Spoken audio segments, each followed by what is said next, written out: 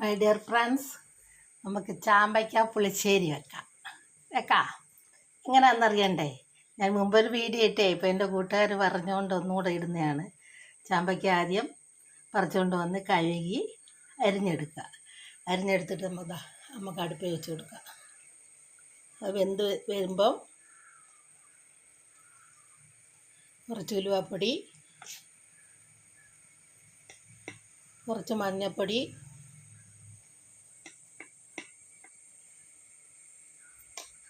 പാകത്തിന് ഉപ്പ്,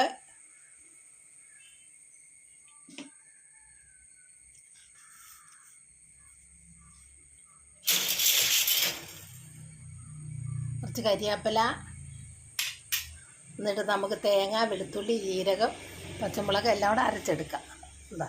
അരച്ചെടുത്തു നമുക്ക് എന്നിട്ട് അതങ്ങ് ഒഴിച്ച് കൊടുക്കാം.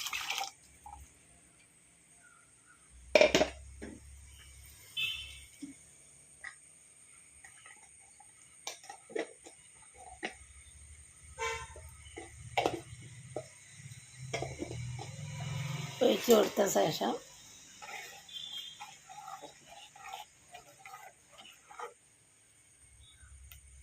നമുക്ക് കുറച്ച് മോര് കലക്കിയിട്ട് അത് ഒഴിച്ച് കൊടുക്കാം.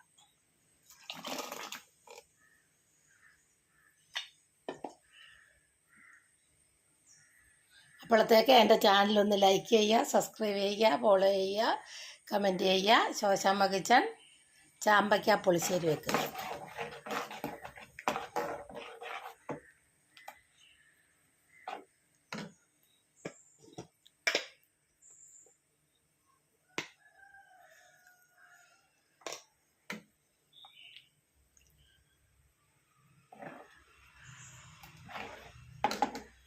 പാകത്തിന് ഉപ്പ് ഒഴിച്ച് കൊടുക്കുക. എന്നിട്ട് നമുക്ക് അപ്പോഴത്തേക്ക് കടുക് വറുത്തെടുക്കാം. ഉള്ളി, കടുക്, പച്ചമുളക് എല്ലാം കൂടെ അതും അങ്ങോട്ട് കൊടുക്കുക.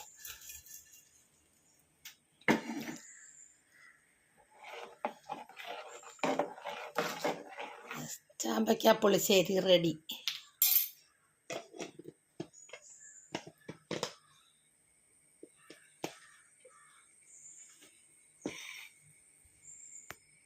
എൻ്റെ ചാനലിൽ ലൈക്കും സബ്സ്ക്രൈബും ഫോളോയും ചെയ്യാൻ മറക്കണ്ട. Shoshamma kitchen, food channel, Keralam by Shoshamma.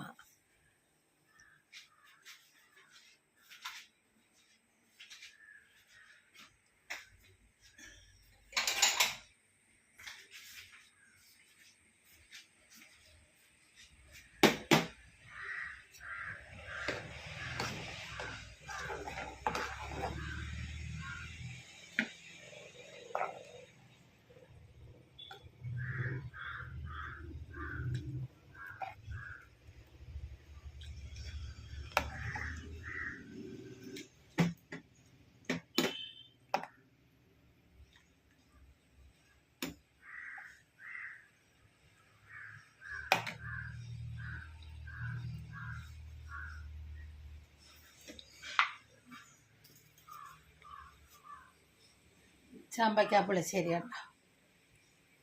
എല്ലാവരും ഉണ്ടാക്കി നോക്കണം കേട്ടോ. നമ്മുടെ വീട്ടിലൊക്കെ എന്തോരം ചാമ്പയ്ക്ക വെറുതെ നിന്ന് പൊഴിഞ്ഞു പോകുന്നത്. ഇങ്ങനെയൊക്കെ ഒന്ന് ഓരോന്നും ഉണ്ടാക്കി നോക്കുക കേട്ടോ. നമുക്കൊരു കറിയാകും, അത് മുതൽ നശിച്ചും പോകില്ല. ഇത് ഉണ്ടായാലോ നിറച്ചും ഉണ്ടാകും, എന്നാലും ഒന്നോ രണ്ടോ ആരെങ്കിലും തിന്നും ചിലപ്പോൾ, ഇല്ലെങ്കിൽ വെറുതെ പോകും. അതുകൊണ്ട് ജ്യൂസ് അടിക്കാം, കറി വെക്കാം, തോരൻ വെക്കാം, അച്ചാറിടാം, പച്ചടി വെക്കാം, എല്ലാം ഉണ്ടാക്കാം. എല്ലാവരും ഉണ്ടാക്കി നോക്കണം കേട്ടോ.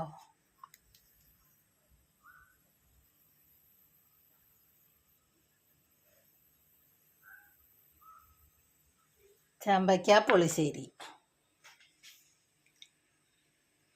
എൻ്റെ ചാനൽ മറക്കണ്ട, ലൈക്ക് ചെയ്യുക, സബ്സ്ക്രൈബ് ചെയ്യുക, ഫോളോ ചെയ്യുക, ഉണ്ടാക്കി നോക്കുക. Shoshamma kitchen, food channel, Keralam by Shoshamma.